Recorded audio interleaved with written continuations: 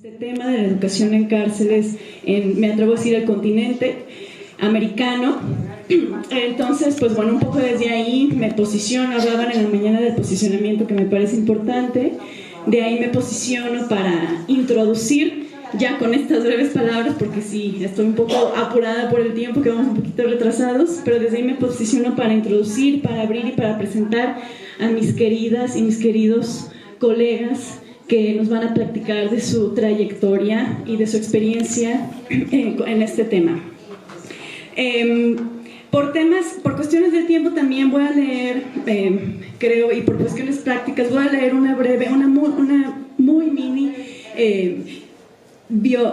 resumen de la biografía que me compartieron para que conozcan un poquito de ellos, y después voy a ir ya cediendo el micrófono para que puedan escuchar de su trabajo, que a mí me parece muy interesante. Tenemos a Eduardo Navarrete. Eduardo, desde hace rato que estábamos sentados, no nos conocíamos, hasta le digo, pero si estuve toda la mañana sentado a un lado de... Genial. Eduardo, bueno, nació en El Salvador, tiene título en trabajo social y se desempeña como especialista psicosocial en contextos donde crea y desarrolla procesos formativos y de acompañamiento para poblaciones sentidas como migrantes, retornados, comunidades en riesgo y exprivados de la libertad. Su conexión con contextos inició cuando estuvo privado de la libertad en un centro para menores de edad, y a través de la escritura pudo conocer la posibilidad de resignificar su historia. Tenemos en un segundo momento escucharemos a Ryan Rising, que es el fundador de West Coast Credible Messengers Program. Tiene un PhD en criminología por la Universidad de California. Ryan tiene una experiencia de vida directa con el encarcelamiento, y ahora como también persona liberada ha logrado realizar un trabajo importante de acompañamiento también a otras personas en Estados Unidos, y en particular en el estado de California, que salen de la prisión, y principalmente los acompaña en su trayectoria educativa en la Universidad de California. Y sus intereses de investigación se centran en crear, en construir caminos para que las personas en situación de liberación puedan acceder a la educación superior. En un tercer momento escucharemos a Lee Ragsdale. Lee es directora del Centro de Reentry Guide Initiative of the Education Justice Project de la Universidad de Illinois Urbana. Y bueno, creo que de los trabajos que nos va a compartir, que ha sido una contribución enorme, es esta guía de acompañamiento a personas liberadas y deportadas para que puedan tener una orientación e integrarse a sus comunidades, tanto en Illinois como aquí en México, lo cual me parece maravilloso. Será muy interesante escucharla, porque justo uno de los vacíos, al menos en el estado de Jalisco, para las personas que salen de prisión, es el nulo acompañamiento, me atrevo a decir, ¿no?, en ese proceso que es tan difícil. En último lugar, pero no menos importante, tendremos a Verónica Nagy.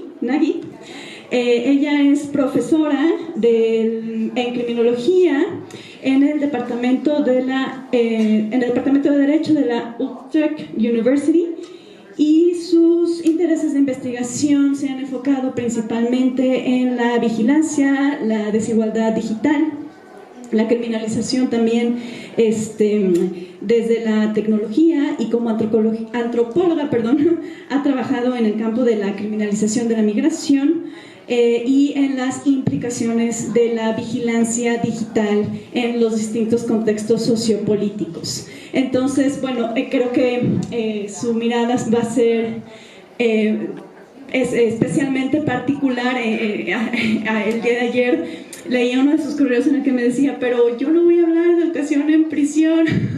Pero me parece súper interesante que nos pueda aportar una mirada que vaya más allá de la educación, porque justamente a lo largo de mi trayectoria, así es como yo la he podido, y me parece que es importante entenderla, no solo como lo que sucede dentro de un aula en las prisiones, sino como todo ese campo de posibilidades que puede verse ahí contenido para pensar nuestros contextos neocoloniales, neoliberales, la cuestión del encarcelamiento desde una mirada crítica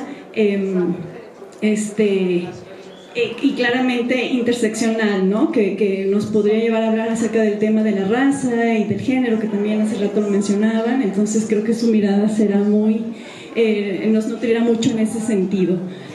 Así que bueno, en este orden voy cediendo el micrófono y escuchamos a Eduardo.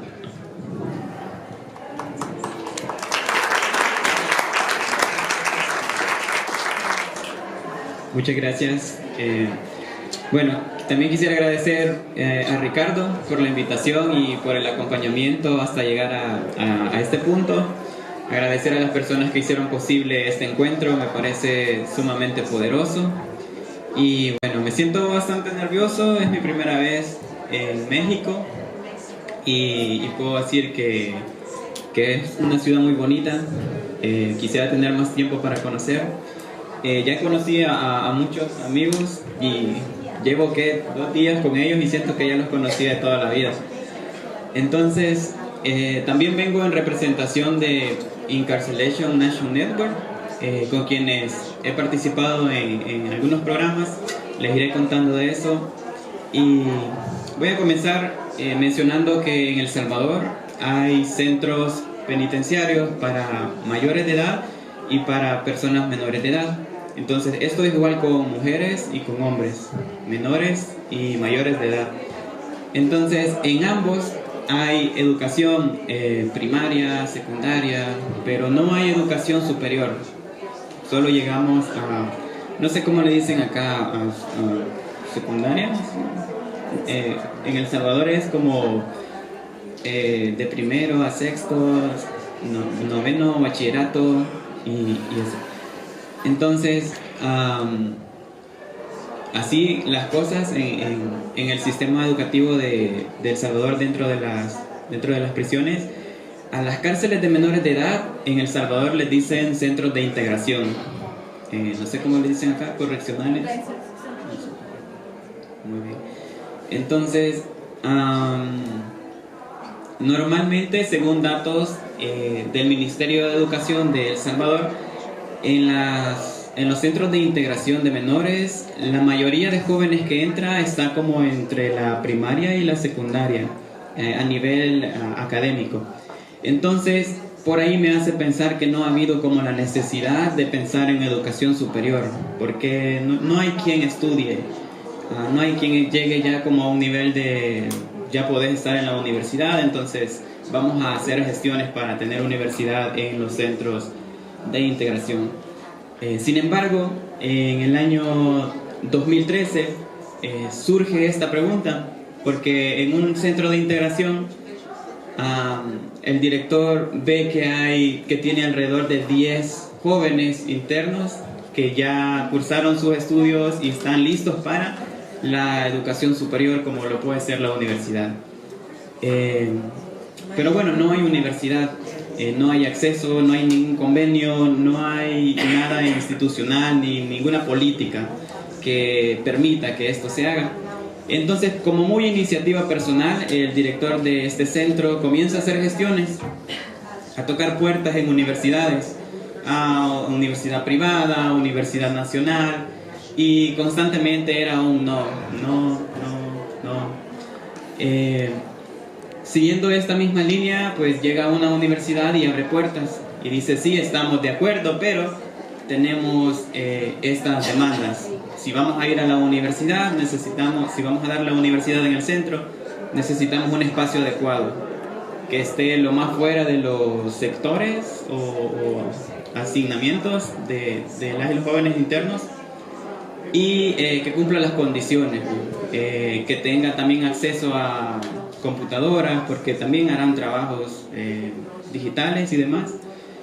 Entonces, en colaboración con la institución de El Salvador, con instituciones gubernamentales, se aprueba este convenio para la universidad en el centro de inserción. Este sería el primer convenio y la primera iniciativa en el centro de integración para universidad.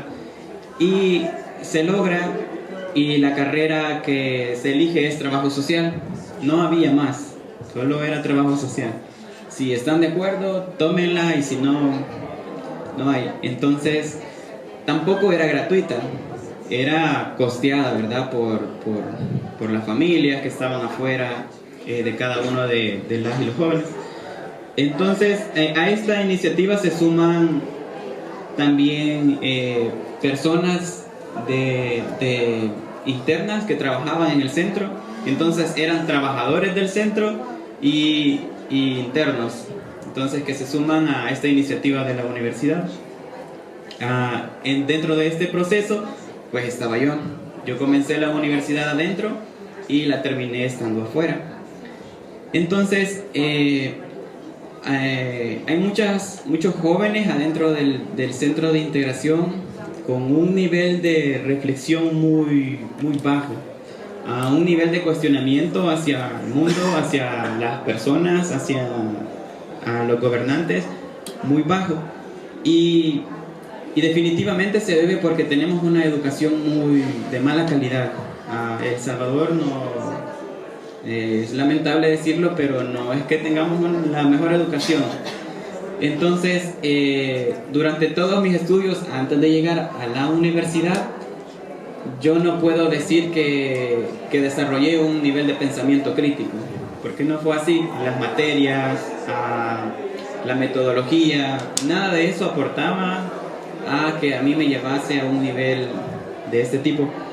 Entonces, cuando comencé la universidad, fue como boom, se te abre la mente, comenzás a pensar, comenzás a visitar lecturas, filosofía, sociología, ética, un sinfín de material que llega a la cabeza que nunca lo había visto. Entonces eso permite tener un nivel de pensamiento más crítico hacia el panorama, el contexto social, incluso adentro. Entonces también me permitió ver una manera diferente hacia donde yo quería ir. Y este fue el caso para 10 jóvenes que comenzaron esta iniciativa, de los cuales solo terminamos 2. Me gradué en el 2019 y de estos 2, mi otro compañero pues fue recapturado por la coyuntura actual del país. Yo estoy aquí ahora como en representación de esta población, ¿no? De la población que ha tenido una experiencia de privación de libertad, que ha buscado medios para superarse, y hoy también me convierto en la voz de toda esta población, porque es difícil estar como en este panel y me tocó a mí, y yo tengo que decir que estoy representándolos y soy parte de esta población. Entonces hay un compañero más que se nos quedó un poco más atrás, pero está en su proceso final de investigación para graduarse. Entonces con él seríamos 3 graduados de esa iniciativa. Pero es interesante que este convenio ya no se siguió dando, solo fue la promoción en la que estuve, y el centro y las autoridades, no sé qué pasó, pero ya no siguió dándose, ya no hay nuevas promociones. El convenio está, pero por alguna razón la educación adentro superior ya no se dio. En centros de inserción para señoritas, para mujeres, han habido iniciativas también de manera virtual, como técnicos en inglés, pero hasta ahí, nada de universidad. Y tenemos 3 centros de menores, de hombres, y un centro de menores para mujeres. Entonces, ya no se siguieron dando estas iniciativas, y yo considero que son súper importantes, porque forma a personas, ¿no?, para que van a contribuir a la sociedad y que van a contribuir también a los programas, los cuales pues van a ser llevados a esta misma población. Normalmente ahora las organizaciones diseñan programas para las poblaciones, pero sin consultarles. ¿Por qué no tienen a poblaciones que han vivido experiencias? ¿Por qué no son ellas y ellos los consultados? o por qué no tienen a estas poblaciones trabajando con ellos. Entonces hay un doble discurso y se va a escuchar feo, pero no son todas las organizaciones, tengo que aclarar, en donde mucho hacia afuera apoyamos la integración, pero difícilmente hay una apertura para que personas como yo puedan trabajar con ellos. Entonces es complicado. Trabajo en una organización en el tema de educación. Llevamos programas de escritura creativa a los centros de integración, a comunidades, y también trabajamos en el tema de nuevas prácticas con docentes a nivel nacional del país. Entonces le apostamos mucho y promovemos mucho el enfoque de literacidad, la lectura, el diálogo con propósito y la escritura. Actualmente los programas hacia los centros se han pausado por la misma coyuntura, pero sabemos que en algún momento pues las puertas están abiertas y podemos trabajar con ellos. Y parte de estas organizaciones que sí creen en la población, que ha tenido procesos educativos y que intenta superarse y que intenta aportar a la sociedad y a los programas y políticas del país, es el programa de Incarceration Nation Network, a través de su programa Global Freedom Fellowship.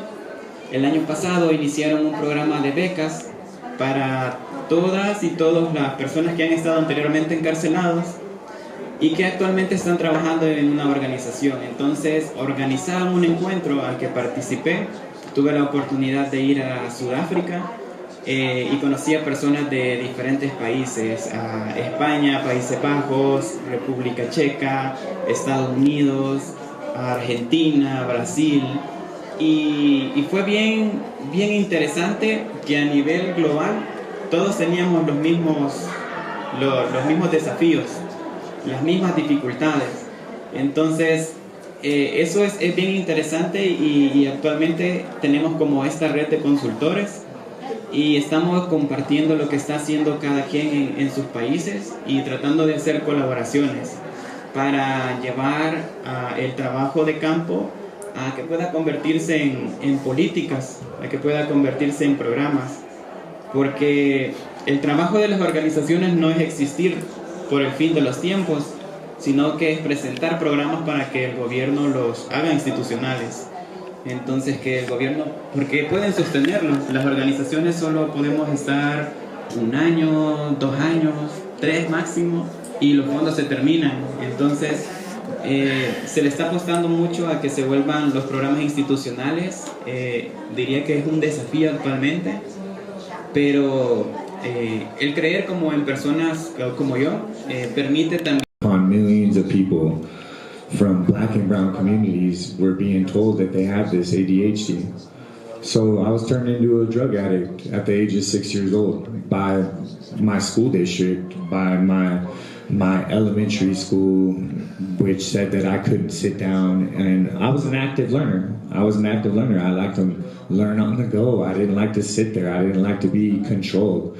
And instead of investing in me as an active learner and really trying to shape the curriculum to like uplift me, instead they just diagnosed me. And this has been going on in the United States. They look for drugs, and that's what they look for. They look for drugs for everything. And so at the age of 6, I'm blowing up in class. I'm throwing desks. I'm beating up my classmates. And so here I am getting isolated in the resource room now because these medications would make me act out in ways that I probably never would have if I wasn't even using them. So I was a problem child, and that's what they labeled me as, and they stuffed me in a resource room. And now this is the start of the school to prison pipeline. So here I am. I'm being ripped away from my peer group. I'm being told that I have problems and that I need drugs in order to be normal. And I'm being stuffed in this room with a resource teacher and on an IEP. And I'm being made to feel that I'm different. I'm not normal. And so this was my upbringing in elementary. And by the age of 12 years old, I was documented a gang member. I was, now I'm getting high on street drugs because I'm not scared of drugs. I've been using drugs all my life. I've been using Ritalin. Ritalin's a small dosage of crystal meth. Straight up. Prozac's a small dosage of heroin. It has the same effects as heroin. So when I was introduced to street drugs at a really young age, I wasn't scared to use them because I was already being taught that I was normal when I used drugs. And so here I am locked up. By the age of 12, when they could lock me up, they locked me up. And now I'm forced to take these pills inside, and I'm freaking out in my cell all the time. And they're giving me all types of new pills, and my mom has no say in it anymore. So this was going on across the juvenile halls. We were stripped of our humanity. I'll never forget it.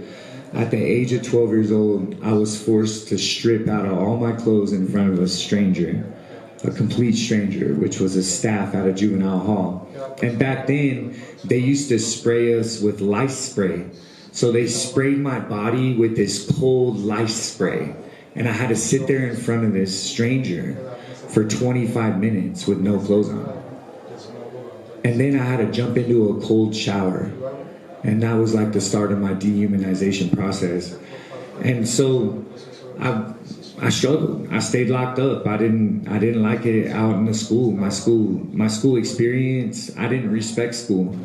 And so now I'm going in and out of juvenile hall. I'm getting sent to camp, and inside camp I end up running away. I go on a big crime spree with two other older kids, and they're trying to give us a life sentence.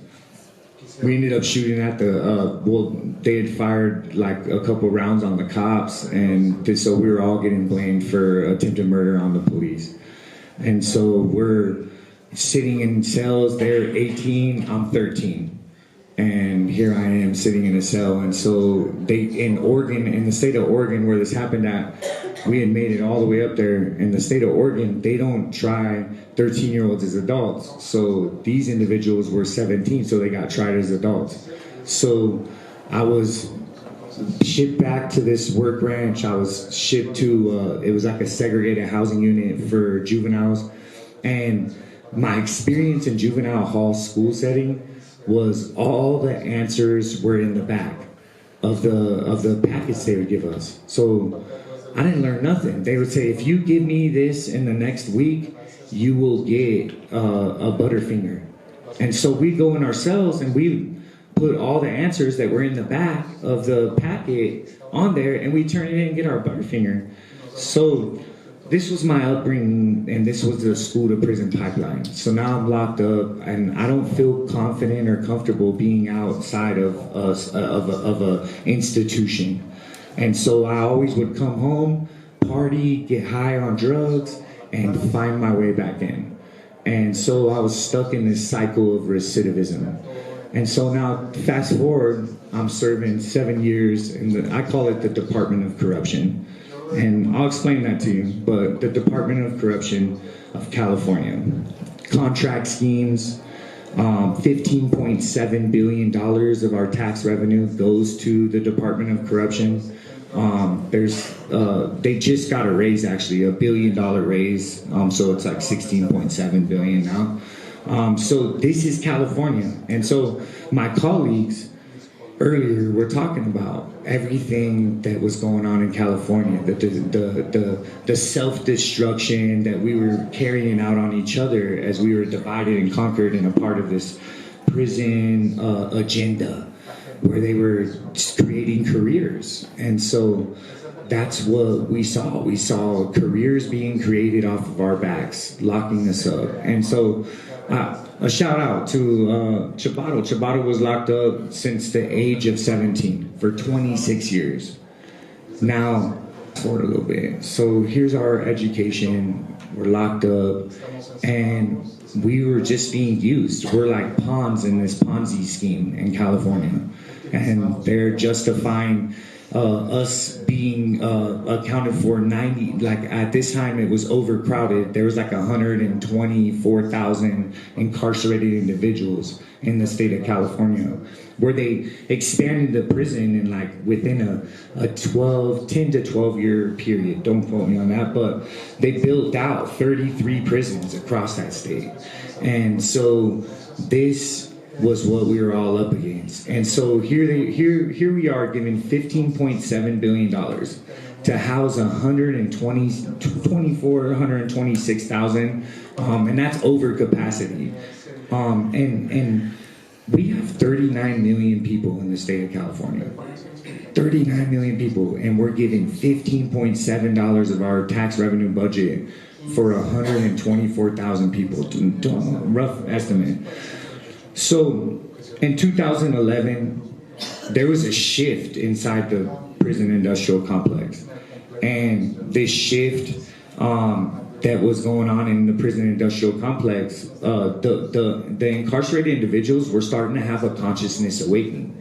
They were starting to see that they were being used as pawns to support these individuals' careers. And these individuals were building their careers off of their backs, off of stealing their life away, and taking care of their families, feeding their children, putting their children through college. And so this awakening started to happen. And so in 2011, the Short Corridor Collective, who for 52 years had been fighting and destroying each other and going through a cycle of self-destruction, they started to see, like, we're being pinned against each other. Like, what are we doing? Like, they're saying they're rehabilitating us, when in all reality, they ain't doing nothing for us. There's no programs in here. They ripped out all the different services that were supposedly about re-entry. There was nothing going on for us inside. And so they had the first hunger strike, and then they sent a lot of our elders to Pelican Bay and into the segregated housing units for indeterminate shoes. So for the rest of their life, they're in the segregated housing units. The rest of their life. So in 2011, at like 33,000 incarcerated individuals on the general population, they organized a hunger strike. They said, whoa, we can't, go on carrying out this violence against each other. Let's do a nonviolent protest. Let's starve ourselves. And we got, I'll never forget it, we got we call it a kite. And so we got a kite, and it came underneath our door, and here's the agreement to end all hostilities. So there was this agreement now coming from our elders that we are no longer to conduct ourselves in a violent way. So here we have the most, they've been labeled these gang members, they've been labeled these monsters, they've been labeled the most dangerous people in the world in the state of California, organizing a nonviolent hunger strike, asking for re-entry services, asking for rehabilitation services, asking for higher education, asking for the end of solitary confinement. And this is where it started to shift in the state of California. And so they didn't meet the demands that they agreed upon. And in 2013, we had another hunger strike that went on. It was an indeterminate. So we all decided we were going to kill ourselves and starve ourselves to death, then let the next generation of our children suffer what we have suffered to this point. We all came together in solidarity, and this freaked CDCR out. They were like, wow, like they just organized a hunger strike, and everyone's participating in starving themselves to death so that their next generation of children. And they started to panic. And so I'll never forget, we were in New Folsom. We starved ourselves for, I think it was right around 33 days. 33 days. So they came in there, took all of our food away from us. They came in there, took everything. They said, oh, you guys are going to starve? You're going to really starve. And they took our TVs, they took our music, they took everything away from us. So we're sitting in our cells, starving. And they would come in for breakfast, lunch, and dinner, and they would put these healthy plates of food Like, I'm talking, they were like overflowing. And they never fed us like that, you know? Like, they fed us like baby servings. Like, some of the servings that we would have to eat and were forced to eat, it was like, it wouldn't even feed a 2-year-old. And that's what we were having to do. That's what we were having to eat. That's how we were having to survive in there. So after the hunger strike came to an end, they said that they would end the solitary confinement. They developed like a step-down program where they started to let all the elders back into the yard, and things changed drastically. Like in the prison industrial complex of California, we started to see programs. And so for the first time, I'll never forget it, I was Celis with Chaparro. They gave us like 2 weeks after we came up off our hunger strike, they gave us college units. So I started to study with Lassen Community College, and I remember Chaparro encouraged me. He was like, "Go for it, get it." And this actually motivated him to get into education and get his high school diploma. And so Chaparro got his high school diploma while I'm working towards my associate's degree. So now we're feeding each other differently. We're feeding each other through this newfound resource called higher education. And so there was a big shift in how we even talked. It wasn't about, oh, I put in work for my neighborhood and I did this. Now we're talking about times tables. We're talking about fractions. We're talking about writing papers and college papers. And I'll never forget, Diablo would edit my paper and I would edit his paper. And so we're actually, and we're doing all, now keep in mind, we're doing all this through the mail. We don't have professors. They're sending us a packet, doesn't have the answers in it. They're sending us a packet, the books, and they're saying, you know, like, you guys are gonna turn in these papers on this time. So we had like a whole curriculum, a whole agenda, and I started to study. And so speed it up, 2015 comes around, I'm about to parole, and I have 43 units towards my associate's degree. And I'll never forget my first 2 classes I took. I took pharmacology of drugs of abuse, and I took a personal growth class called student success. And the pharmacology of drugs of abuse, I did papers and I wrote them up with a little pencil, because they didn't give us big pencils, a little pencil. And I wrote up papers on all the drugs and the effects and the impacts they had on my body. Prozac, Ritalin. And so I went into this really deep reflection mode and really studied myself. And I went through this personal growth that I've never experienced in my entire life. And so now I'm taking student success, which is a personal growth class, and I'm learning not only how to be an amazing student in school, like how to speed read and how to like really like have like time management and all this different stuff. I also learned how to be an amazing student in life. And I got my first 2 A+. I never got A+. Straight Fs. I flunked out all my classes in elementary. I would get good grades in juvenile hall, but I had all the answers. And up to this moment, I didn't even know how to write with periods and commas. I didn't know my times tables. So here I am in my prison cell in New Folsom State Prison with no professor, teaching myself by reading the book from front to back on how to write with periods and commas, how to write college papers and academic papers. And I worked hard on myself. And so I had these 43 units, and it set me up for something that I never imagined. So here I am. I'm released from the devil's playground. That's what I call it, the devil's playground, where the devil is playing with everyone. And so I walk out, I don't know what I'm gonna do. I remember too, I didn't talk for like 2 weeks.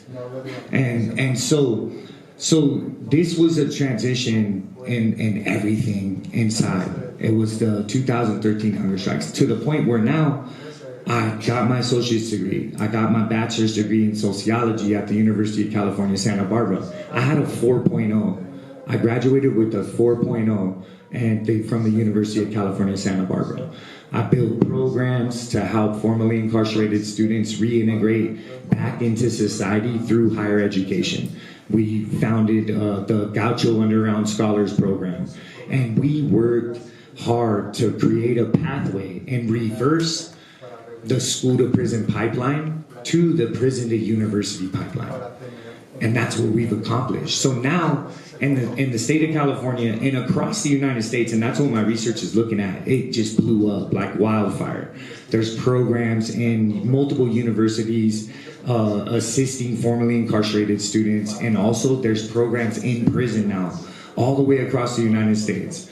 But what I'm saying is this transformation happened from the 2011-2013 hunger strikes and has consistently just evolved into what it's become today. Now they offer a bachelor's degree in the California State Prison and I think it's 2 or 3 yards.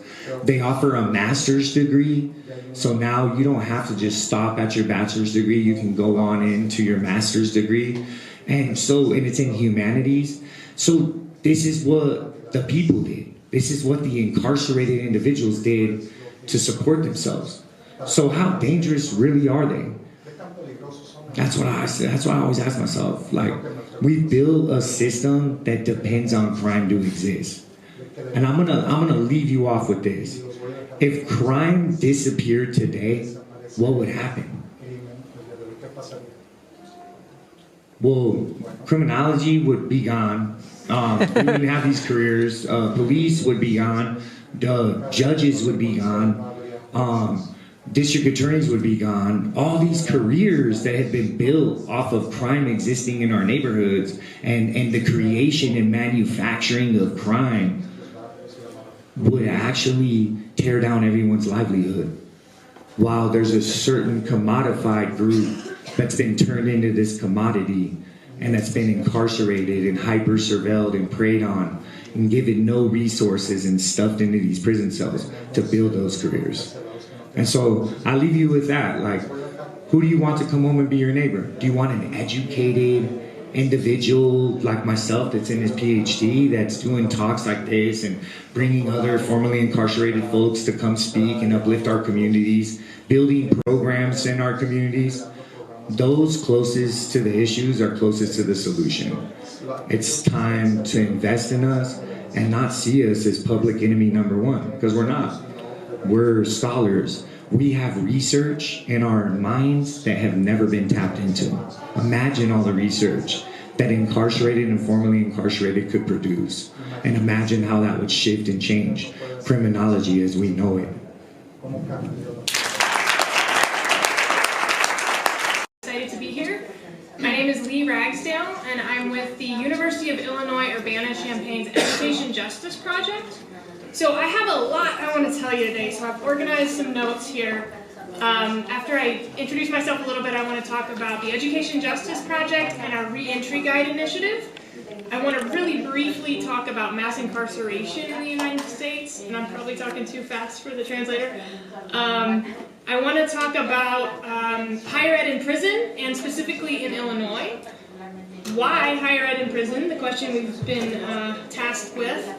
And I want to talk about what, besides higher education in prison, universities can do regarding addressing the effects of incarceration and supporting people who've been incarcerated. So, first of all, as I mentioned when I spoke up in the earlier presentation, I'm one of the 1 million U.S. citizens who lives in Mexico and Central America because I chose to marry someone with a conviction in the U.S. who's a non-citizen, right? So co-deported.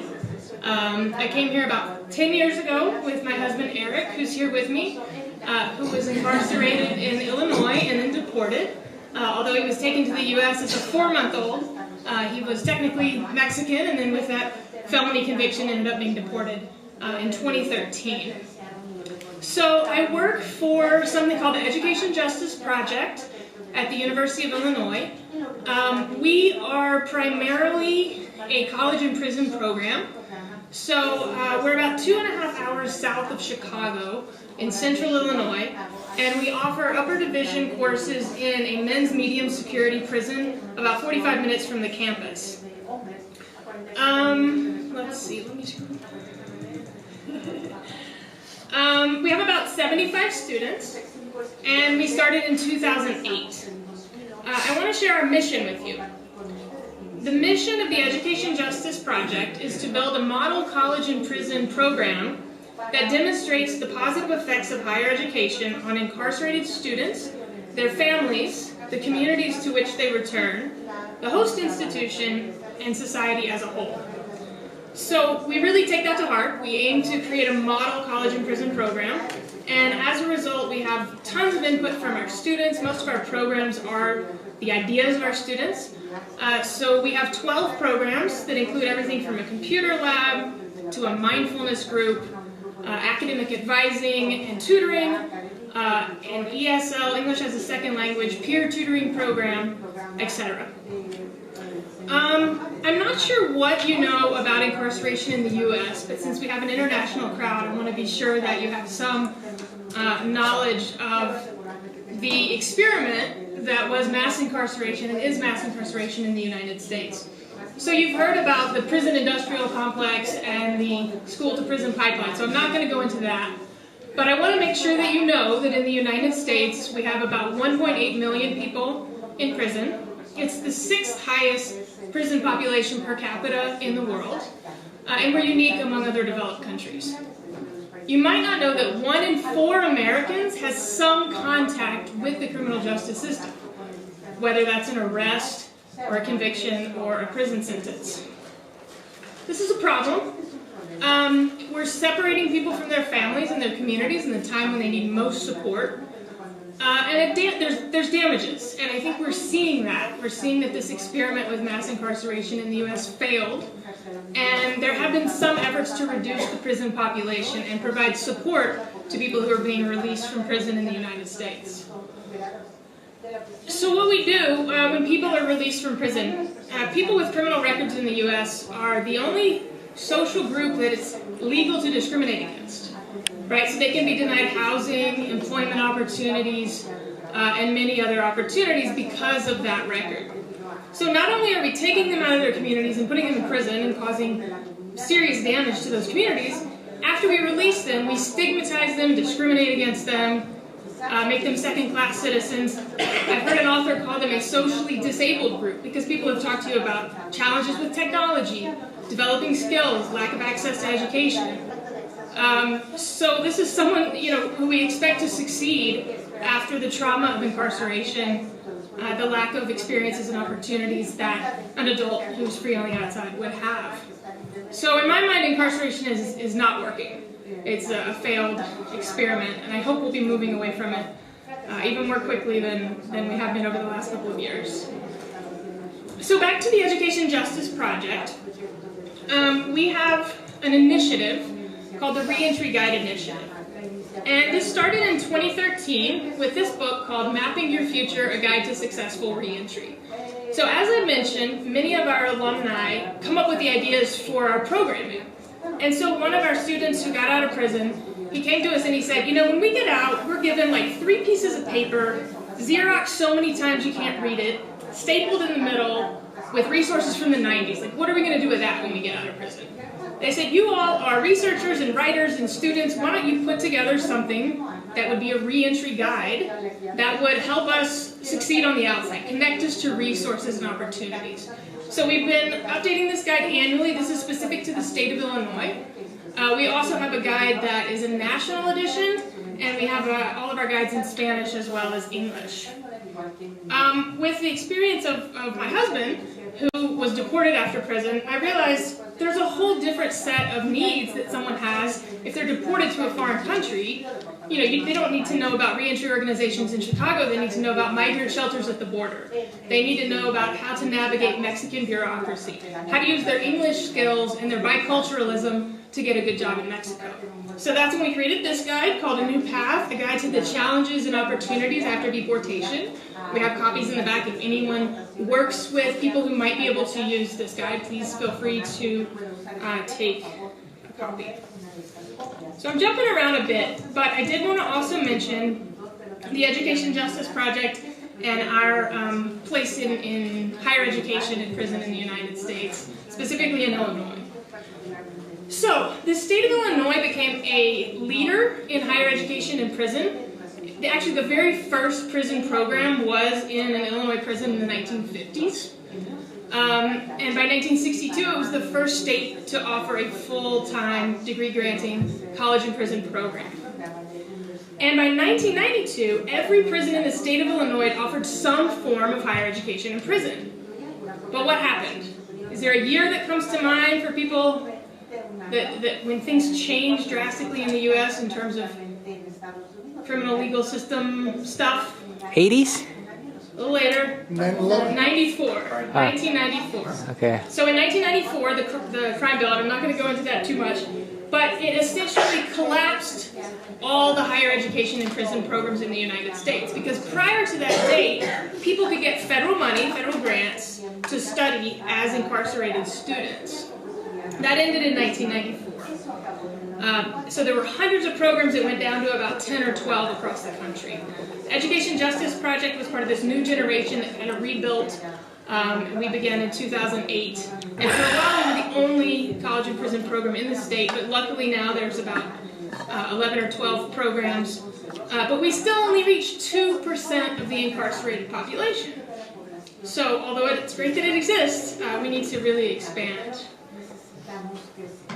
In 2022, you might know that these grants were reestablished. So now people in prison do have access to what's called Pell Grants, and we expect that there'll be a lot more programs growing up in different universities.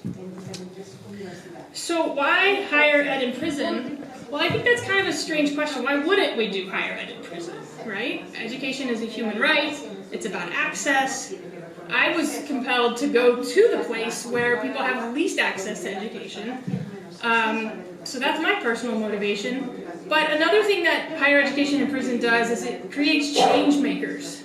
So a number of our alumni are in leadership roles in government, in nonprofit organizations, mentoring individuals, activists in their communities, and pushing back against the harm that mass incarceration has caused in the United States. So it's a way to resist this dehumanizing practice of incarcerating. So you might not be ready to start a higher ed in prison program, and that's fine, you don't have to. You may not be ready to produce a bunch of books, that's fine, you don't have to, you can start small, right? So we started with reading groups.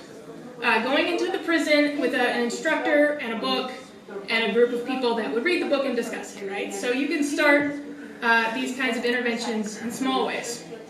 We also offer scholarships, mainly for people who've been released from prison and are studying in Illinois, but we also have scholarships for people in Mexico who've been released from Mexican prisons or who've been deported from the United States. And this year, for the first time, we're offering scholarships to people in prison. So things like correspondence courses cost about $1,000 per course, so they can use that money to study from the inside. In addition to scholarships, you can do letter writing campaigns, pen pals, exchanges for classes. A lot of people have shared their experience with me as students, writing to incarcerated students and having that exchange of knowledge. And as several people have mentioned, prison to gown initiatives. So that's something that we're beginning at the Education Justice Project. And it's really a radical model in my mind. We pick people up at the prison, we drive them to the campus, we help them get moved into the dorm, and we provide them holistic services so that they can continue their education on campus at the University of Illinois. It's considered a radical idea in the U.S., and we're still trying to, encourage communities to accept students who are formerly incarcerated on campus. But there's lots of ways that universities can support people coming out of prison and still inside prison. Thank you. Who was deported after prison, I realized there's a whole different set of needs that someone has if they're deported to a foreign country. They don't need to know about reentry organizations in Chicago. They need to know about migrant shelters at the border. They need to know about how to navigate Mexican bureaucracy, how to use their English skills and their biculturalism to get a good job in Mexico. So that's when we created this guide called A New Path, a guide to the challenges and opportunities after deportation.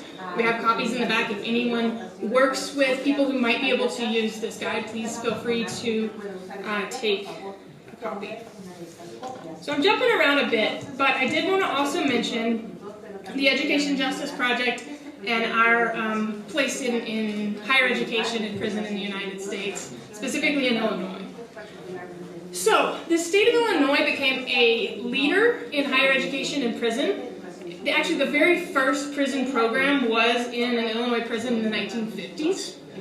And by 1962, it was the first state to offer a full-time degree-granting college and prison program. And by 1992, every prison in the state of Illinois offered some form of higher education in prison. But what happened? Is there a year that comes to mind for people that when things changed drastically in the U.S. in terms of criminal legal system stuff? 80s? A little later. 94. 1994. Okay. So in 1994, the crime bill, and I'm not going to go into that too much, but it essentially collapsed all the higher education and prison programs in the United States. Because prior to that date, people could get federal money, federal grants, to study as incarcerated students. That ended in 1994. So there were hundreds of programs that went down to about 10 or 12 across the country. Education Justice Project was part of this new generation that kind of rebuilt. We began in 2008. And for a while, we were the only college and prison program in the state, but luckily now there's about 11 or 12 programs. But we still only reach 2% of the incarcerated population. So although it's great that it exists, we need to really expand. In 2022, you might know that these grants were reestablished. So now people in prison do have access to what's called Pell Grants, and we expect that there'll be a lot more programs growing up in different universities.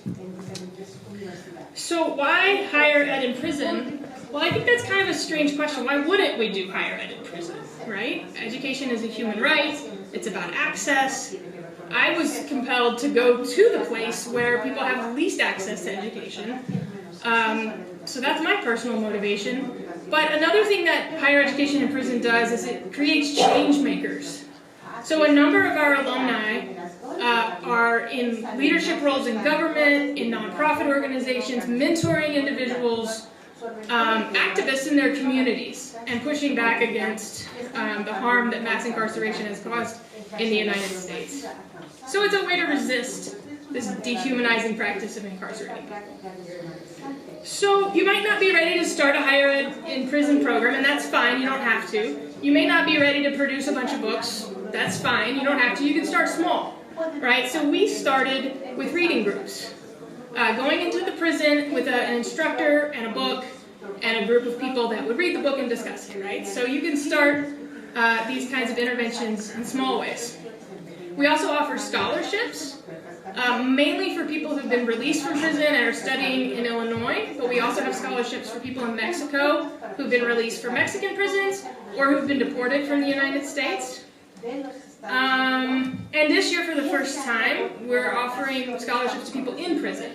So things like correspondence courses cost about $1,000 per course, so they can use that money to study from the inside. In addition to scholarships, you can do letter writing campaigns, pen pals, exchanges for classes. A lot of people have shared their experience with me as students, writing to incarcerated students and having that exchange of knowledge. And as several people have mentioned, prison to gown initiatives. So that's something that we're beginning at the Education Justice Project. And it's really a radical model in my mind. We pick people up at the prison, we drive them to the campus, we help them get moved into the dorm, and we provide them holistic services so that they can continue their education on campus at the University of Illinois. It's considered a radical idea in the U.S., and we're still trying to, encourage communities to accept students who are formerly incarcerated on campus. But there's lots of ways that universities can support people coming out of prison and still inside prison. Thank you. For Ricardo and especially Flaco and everybody who is here and helped us to facilitate this amazing conference, to be able to share and exchange knowledge and to exchange later on ideas on a more informal level, to learn from each other and build a new form of community, not just regarding education, but I think when we talk about global critical criminology, what our students are studying and very much look forward to contribute to this discussion from very many countries, not just from Europe, but all around the world.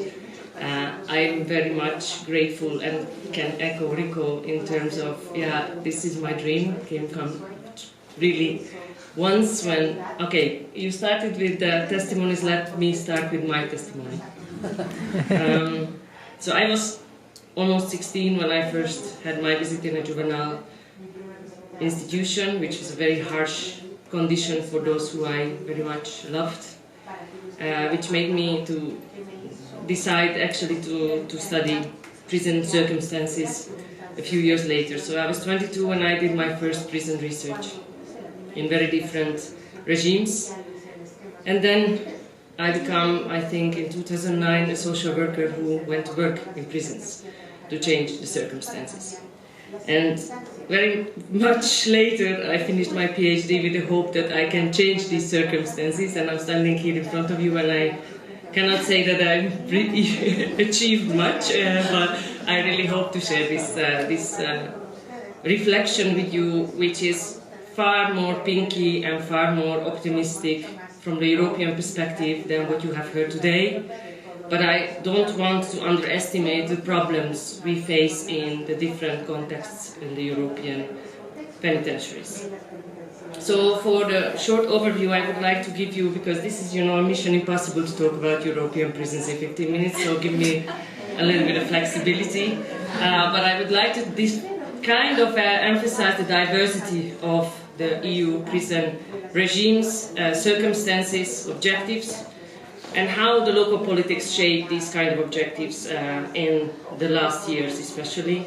And what are the core challenges also for me as an anthropologist and ethnographer, what we kind of witnessed lately and how it's related to education in the Central European context, because I'm not Dutch, I come with a Dutch title, but actually I'm Hungarian, coming from a very different kind of political background than many of the students here. And as a digital criminologist, I have to emphasize the future of detention, which is my core concern today. So if you look at this chart, I don't dare to let this laptop leave because it's light up, but no, it's okay.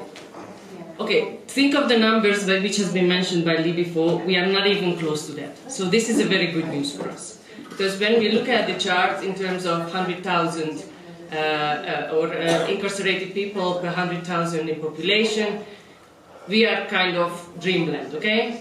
But if you look at closer, then we are not that much a dreamland. So this is not the EU chart, this is a far broader one. Turkey is almost the winner when we talk about punitive states. And when we look at the numbers of the continent, then we see that there is an interesting, appealing thing regarding the different penitentiary numbers in terms of the diversity in the European context. First of all, the density.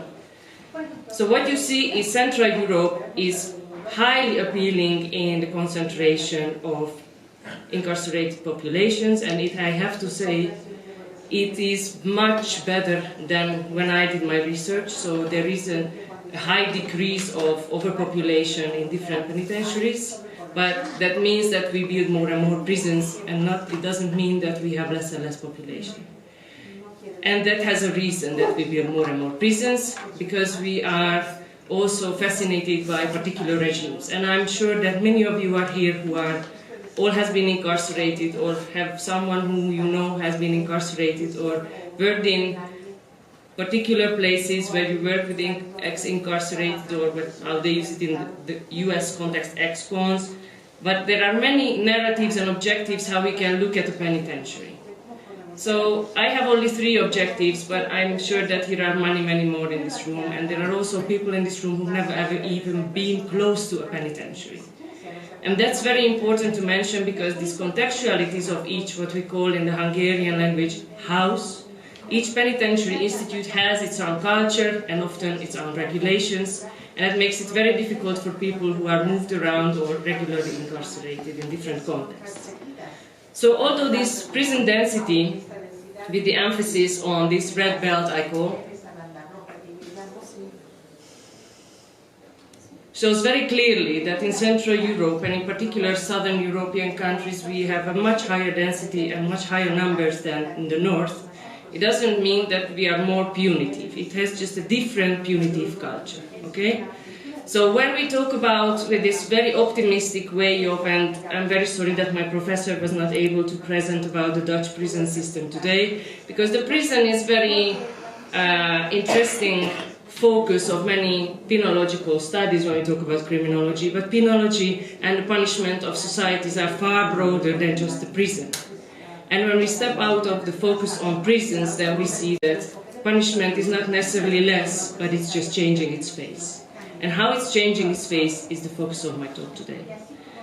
So when we look at the Central European context and how we can understand why it seems to be so red as belt in the middle of this European continent, which fits easily into Mexico's geographic area, you see that there is a very high diversity of the historical background of these countries. And when you focus on the Central European region, you see that this has to do a lot with what we call the post-transitional political economic structure. So for those who've never been in Europe before, compared to the post-colonial Nordic countries, Central Europe has been part of the Soviet Union till the end of the 80s, and with a very optimistic turning point, they started at the beginning of the 90s, a very optimistic, restorative, open penitentiary structure with mediations, with alternative punishments, with alternative solutions to reduce the numbers of convicted populations. However, this turn ended in a very strong hyper-capitalist depression at the end of the 90s. And with the political turn from a more socialist towards a conservative, right, Christian conservative political leadership, you see that the whole penitentiary logic has been changed and turned toward a more repressive, more exclusivist and also closed institutional policy that meant that not only the population, I mean, the funny thing is, it's not funny, but the amount of crimes were highly decreasing, and you saw that the sentences were and are still continuously increasing in these regions. And the reason is that, first of all, the penal codex has been changed in many countries. They adopted many sentences, so everything is getting harder punished, especially financial crimes, burglary, and petty crimes, and it has a reason. If you look at the population, and you cannot show numbers about it, but the Central European minority is the Roma population, which has been, just as we discussed before and Luis mentioned, this kind of post-industrialization and the whole post-Soviet industrial culture and the breaking down of this economic structure resulted in a victim population who've been traditionally pulled out from their professions, pushed in the communist era into particular industrial mining businesses, and then left behind after the transition without any professional knowledge and any resources.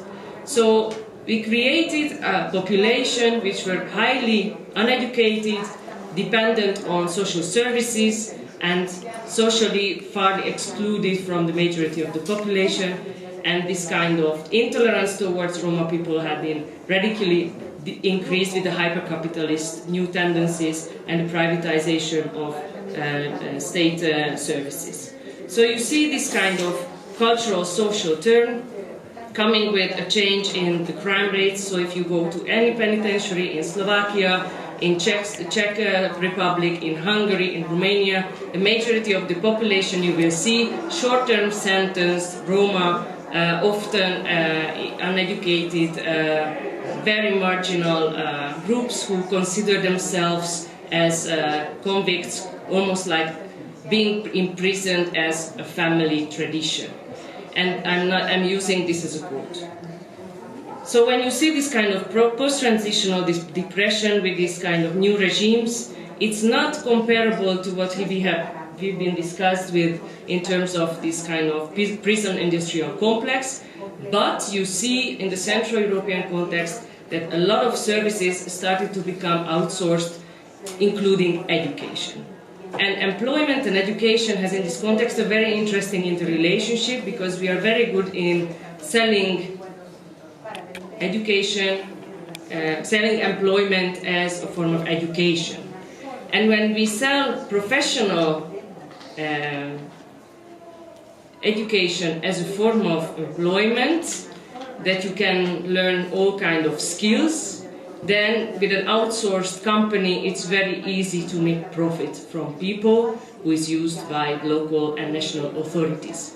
So this is the pattern what we see lately, that there are companies contracted by specific prisons, specific institutions, juvenile justice institutions, that they provide professional skill training and practical knowledge by exploiting the population on different levels.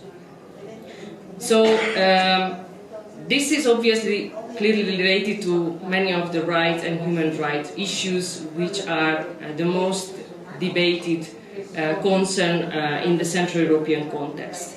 So there is a very famous Hungarian case what I would like to reflect on, which got to the European Court of Human Rights in Europe, to Strasbourg, and actually it won, but it's still not implemented. And I would like to refer to the quote of the Minister of Justice of that time, who actually shows how they just adopt the law when it doesn't fit to the expectations of human rights normativities of the EU. So the reference to inadequate prison conditions of the Human Rights Court and the $1 billion compensation bill paid to the inmates who had to be compensated and the representatives rightly violates society's sense of justice. So considering the white majority, it costs too much and it's too problematic. So the government therefore resolves this situation by eliminating the legal basis for compensation. And it was quoted from the Penitentiary Journal as an achieved goal. So we don't need to pay anymore.